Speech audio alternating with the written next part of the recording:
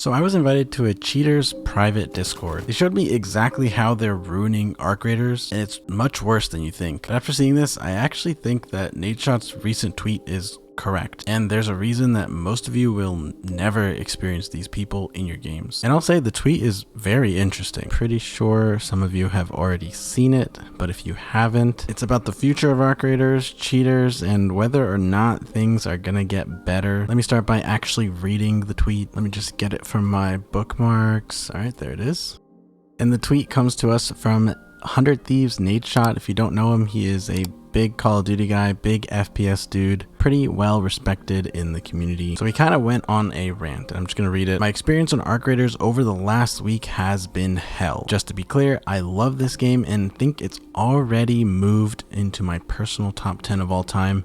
Same, brother. But the egregious amount of cheating genuinely might be worse than peak Call of Duty. And if you know anything about Call of Duty, there is a lot of cheating. And we're gonna get into this later, but he's probably right that it feels worse, but there's probably less cheaters in arc raiders. I'm not trying to bring negativity to the game because I know this type of dialogue can spread on socials like a disease, but I genuinely cannot get through an entire raid without a Steam profile that is level 0 or an account that has multiple game bans and VAC bans on record. And to be fair, I haven't really looked at profiles, so I'm not sure if this is something that's happening in my games. Maybe I'll start. I promise I'm not trying to be self-righteous by telling Embark what to do next, but I think the only option they have to protect the success of this game is similar to how Epic handled Fortnite in the past. Legitimate legal action against providers and individuals who are actively supplying and using cheating software. I know it's just a game and a lot of players may not even encounter experiences like this because of the PvE and aggression based MMR, but holy cow, gentlemen, I'm at war and I'm getting absolutely pummeled for 8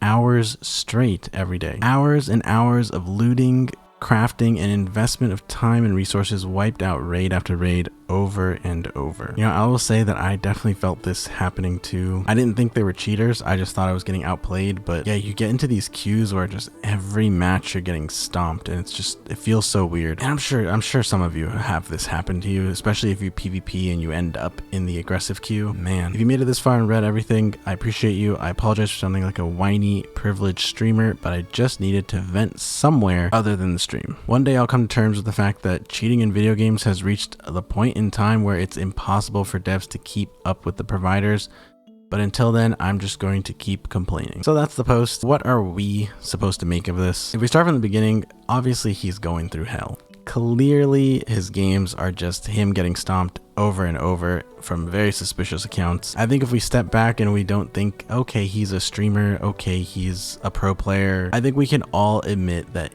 that would make us feel tilted. And clearly he doesn't want us to flame Embark or anything like that, but he really does want Embark to do something, because if something like this continues, the top end of players will quit the game because they simply cannot sustain being absolutely pummeled for 8 hours straight every day. No matter how popular the game is, it's impossible to keep that up. And I think that while on the one end of things, he is a pro player and a streamer, so obviously he's going to be very aggressive and going for clips and killing a lot of people. If he's getting pummeled for 8 hours a day, your typical aggressive player who might just shoot back when people shoot them, they're also feeling a version of this, but it might not be as strong. And I'm just going to say that experiences like this, they come all the way from the top down. Because if you happen to have a couple good raids in a row and you end up in like a super aggressive queue, you're going to end up finding these cheaters as well, but you may not think they're cheaters. I actually have a story I can tell you guys where I met a cheater. I met someone who was using a kettle macro in my game. He was on my team, and after I died in the fight, I was spectating him and he was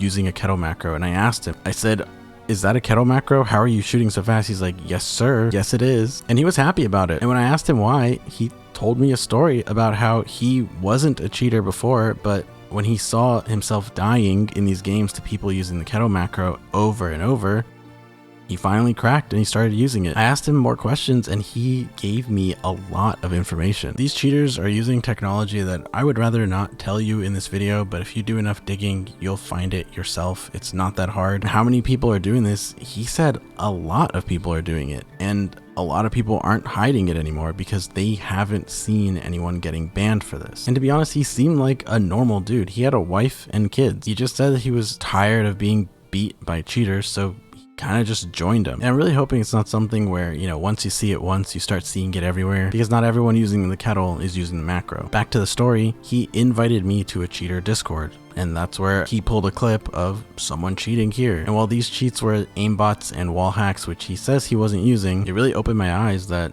there are a lot of cheaters somewhere in ARC creators. Maybe not in your games, but they are there. And don't get me wrong, I personally think that if you are using any type of macro or something like that, I consider that cheating. I even consider the gamma boosting that people do to see in the dark cheating. I know a lot of people do it, and they'll probably never get caught for it, so I'm kind of shouting into the void with that one. But there is a silver lining to this. 99% of people who are playing this game passively or without much PvP, they will never experience a cheater in their game. And that's because cheaters end up in aggressive queue 100% of the time. It just makes sense because people aren't cheating to loot.